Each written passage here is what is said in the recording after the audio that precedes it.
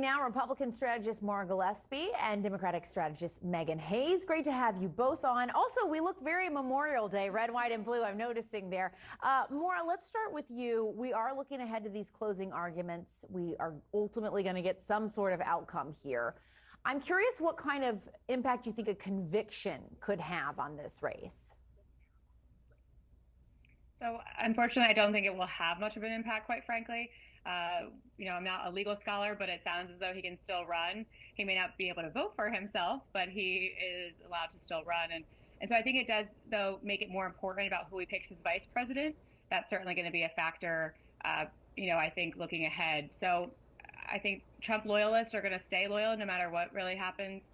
They believe that this is a sham of a trial to begin with. So conviction is not going to change their minds in that regard.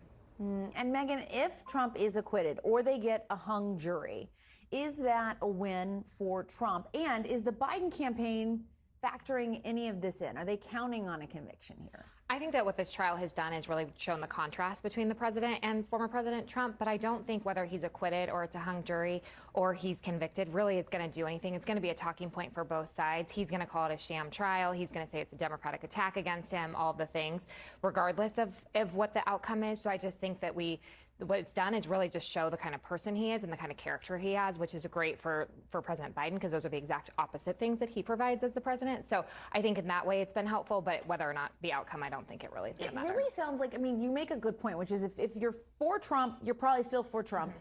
If you're against Trump, you're still against Trump. It's really that teeny slice in the middle that might actually determine the outcome of the election, that might actually care about this. Yeah, I think like the suburban moms that are outside of Philadelphia and outside of Pittsburgh, those are the types of people who are going to make up the difference in this election, and those are going to be the deciding factors. And some of the things that came out during the trial, I think will impact them. I don't think they want to vote for someone who's cheating on their spouse and cheating with porn stars and lying and cheating and stealing type of person to be their president, but you just never know. People have short memories, so hopefully the contrast sticks through and his character came through, but the outcome, I don't think matters. And Maura, I want to go back to that clip that we played right before you guys came on with us. It was the former president addressing the Libertarian Party convention last night.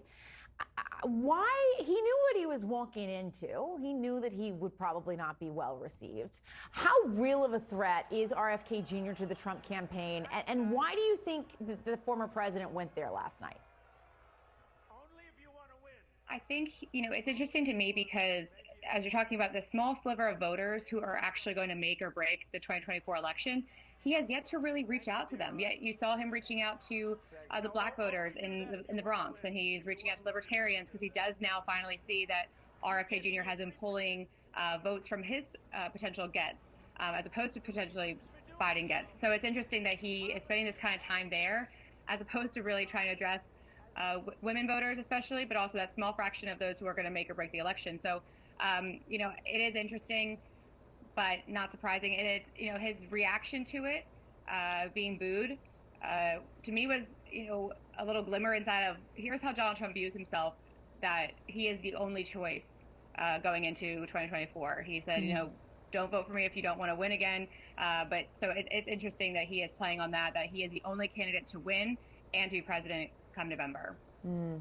And Megan, I'm curious how the Biden campaign is viewing RFK Jr., because this is a kind of a weird one where he is pulling from both campaigns, but it's geographic. It's in different states in different ways.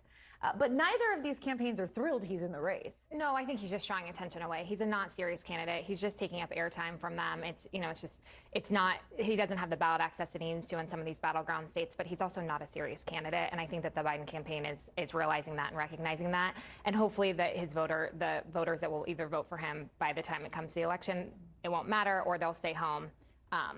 It's just not going to make a big difference. He's not a serious person here. So. Mm-hmm. And Maura, you mentioned some of these female voters that you think that the Trump campaign should be really trying to appeal to.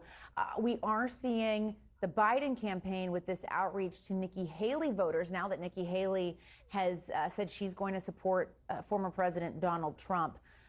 And it was interesting because some of our reporting from that was when they had this conversation that some of those voters were telling the Biden campaign, look, we get democracies on the ballot. We understand. We want to talk about other issues that are important to us. What do you think is the right message? How does the Biden campaign convince those voters?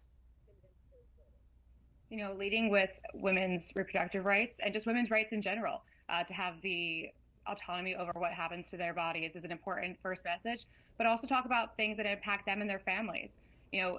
Despite the fact that many people think that we're in a recession, even though we're not, it doesn't make us feel better that cost of living is really, really high right now.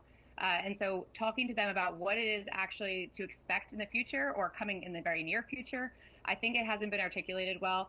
And people's trust in either three of the top three candidates that are running for office really isn't at an all-time high. People are unmotivated to really even choose any of those three because I think competency has been questioned across the three of them. And so speaking to women and trying to convince them to vote for you, really that's what the candidates need to be doing, because we also have this other option. It's a write-in. And many people may choose that route. They also may choose not to show up. And so I don't know that an unmotivated electorate bodes well for us as a nation, but that may be what happens in November. So trying to reach them where they are is going to be the best strategy.